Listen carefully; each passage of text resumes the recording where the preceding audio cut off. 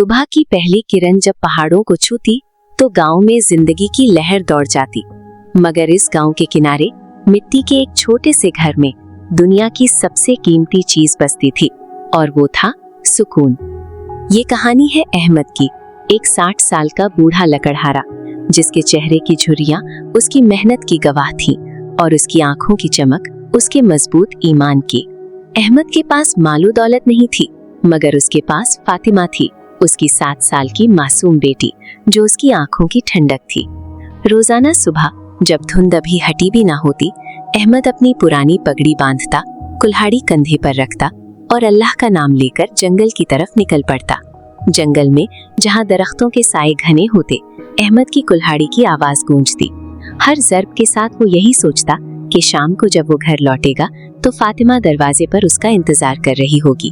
और वाकई शाम को थका हारा बाप जब घर पहुंचता तो फातिमा की मुस्कुराहट उसकी सारी थकावट मिटा देती। उनकी दुनिया छोटी थी मगर मुकम्मल थी। लेकिन अल्लाह अपने प्यारे बंदों को आजमाता जरूर है। एक दिन वो मुस्कुराहट जो इस घर की रौनक थी खामोश हो गई। फातिमा बिस्तर पर गिर गई, उसका जिस्म तपने लगा और रंग जर्द पड़ गया। अहमद जो कभी किसी मुश्किल से नहीं घबराया था, आज अपनी बेटी की हालत देखकर अंदर से टूट रहा था। उसने गांव के हकीम को बुलाया, अपनी जमा पूंजी लगा दी, यहाँ तक कि वो बकरी जो उनके दूध का सहारा थी उसे भी बाजार में जाकर बेच दिया। मगर फातिमा की हालत बिगड़ती गई। गांव वालों की बातें अब तीर की तरह लगने लगी थीं। लोग कहते, देखो इस नमाजी को क्या मिला इसे इबादत से, इसकी बेटी मर रही है। अहमद सर झुकाए गुजरता, लोगों की नजरों में तरस और तंज देखता, मगर अपनी जबान से शिकवा ना करता। वो जानता था कि देने वाला और लेने वाला सिर्फ वही एक साथ है। रात का सन्नाटा छा गया। जब सब सो गए तो अहमद जाग रहा था। मस्जिद के एक कोने में जहाँ सिर्फ चांद की रोशनी थी, वो अपने रब के हुजूर झुक गया। ऐ मेरे मालिक, मैं बेबस हूँ, मैं लाचार हूँ।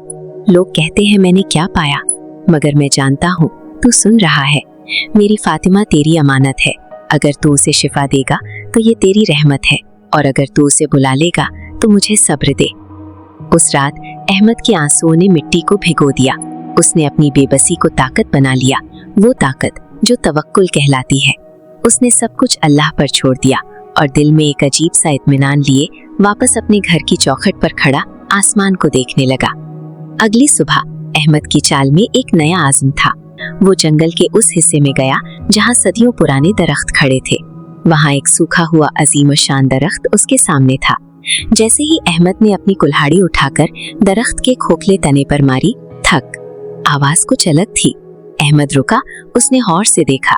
दरख्त के अंदर कुछ था, धूल से आती हुई एक पुरानी पोटली। जब उसने कपकपाते हाथों से उसे खोला तो मंजर बदल गया। सदियों पुराने सोने के सिक्के सूरज की रोशनी में चमक उठे। ये सिर्फ सोना नहीं था, ये अहमद के सब्र का जवाब था। ये उसके आंसुओं की कीमत थी जो अल्लाह ने उसे अदा की थी। वो वहीं घुटनों के बल गिर पड़ा, हाथों में सिक्के लिए और आसमान की तरफ देखकर बेइख्तियार रो पड़ा। तेरा शुक्र, तेरा शुक्र। फिर वो हुआ जिसका इंतजार था। शहर के बेहतरीन डॉक्टर ने फातिमा का इलाज किया। दवा ने असर दिखाया और वो मुरझाया हुआ फूल दोबारा खिल उठा। जब अहमद ने अपनी सेहतमंद बेटी को दोबारा सीने से लगाया तो उसे लगा कि उसे दुनिया की सारी दौलत मिल गई है। अहमद ने उस दौलत को सिर्फ अपने लिए नहीं रखा, बल्कि गांव के हर गरीब, हर बेवा की मदद की।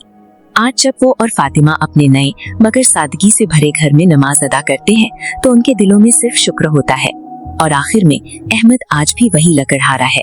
वो आज भी जंगल जाता है, लकड़ियां काटता है, मगर अब उसकी कुल्हाड़ी की आवाज में फतह का संगीत है, क्योंकि वो जान गया है कि जब इंसान सब्र करता है तो अल्लाह वहां से दरवाजा खोलता है जहां दीवार होती है। बेशक अल्लाह सब्र करने वालों के साथ है।